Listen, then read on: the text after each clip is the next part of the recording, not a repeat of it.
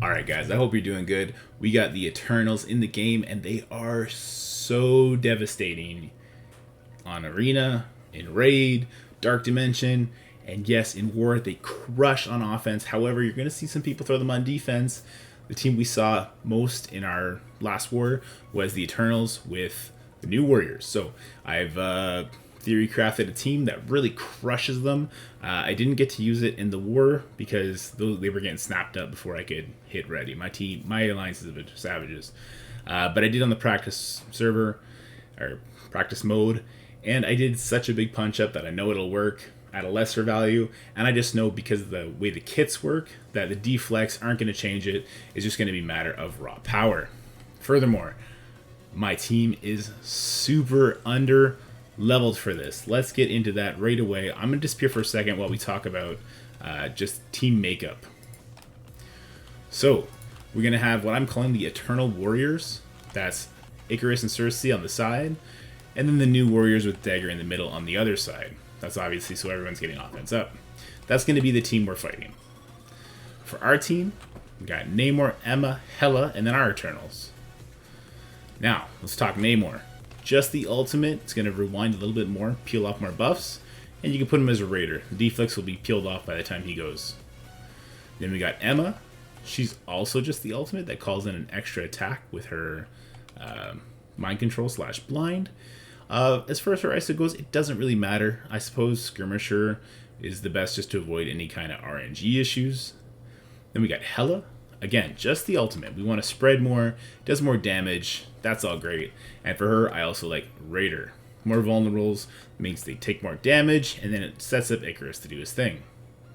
Next, we got Cersei. We're going to do special, ultimate, and passive. All very important, all very impactful. We want her as a skirmisher too. It's going to lead to a lot of triple taps with Icarus.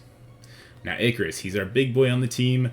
We want all T4s done on him, and we want him done as a striker. Now you notice the circles, guys. We got green on our Eternals. That means the bigger the better. We got yellow on Hela, which means she's useful. She does a lot of damage. And the more damage she has, the better her bleeds are that she's going to spread. And then we have our two kit-based characters, Namor and Emma. As far as kill order goes, we want to take out the Cloak and Dagger first. Doesn't quite matter what order you take them out in as long as they don't get a turn. You want to take Deathpool out, and then you want to take Cersei and Icarus out.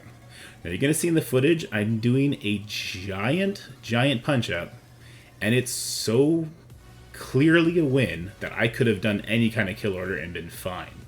In fact, I went out of my way to do a less efficient kill order than what happened in the match, simply to show what you should do in the worst case scenario. We'll talk about what the worst case scenario is.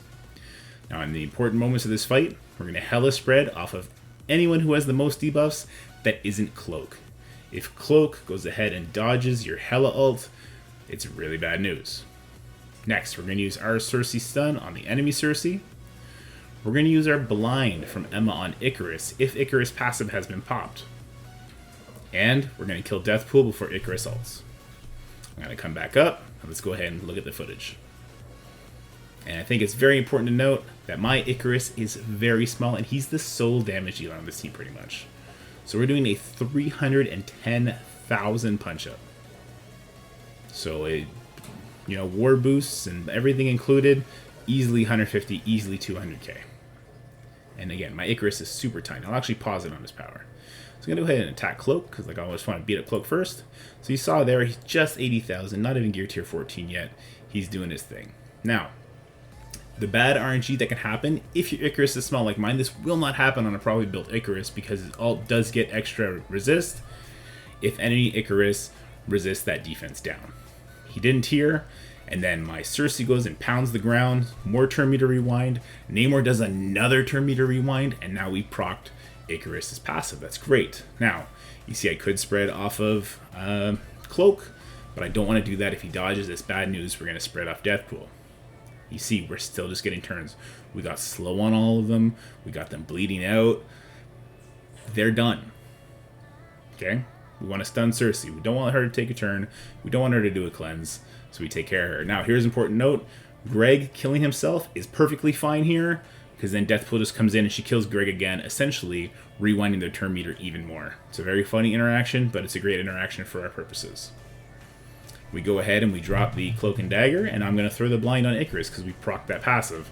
Now I am in absolutely no danger. Even if he were to get his turn, I'm going to leave him alive. Even if he were to get his turn, it's going to hit nobody, it's going to do nothing. So we're actually going to turn and kill Deathpool, even though we can kill Icarus. Like, we might as well have killed him, but this is fine. You're going to take him out. And again, we're going to kill Cersei, even though we can kill Icarus, just to maintain that kill order in case the worst case scenario, which would be Icarus's passive didn't proc, the blind doesn't matter on him, and then you just slow play it until he takes his turn. He'll blow up a Greg, he'll do another attack, but he won't kill you so long as it's not a giant Icarus. So guys, this video is nice, short and sweet. I hope you liked it. I hope it helps you in your war. I figure I'll do these for all these new crazy hybrid teams I'm seeing on defense. We got the Uncanny Axemen with, Uncanny with Axemen. We have Surfer Emma with Mercs. That's another big new one. A bunch of new Doom teams popping up, which is very interesting. So I'm going to do a little 2-minute videos of all that with a little infographic. I hope it helps you. Let me know if this is something you actually like. If not, I won't waste my time on it. But as always, guys, if you like this video, please like, subscribe, and I'll see you next time. Peace.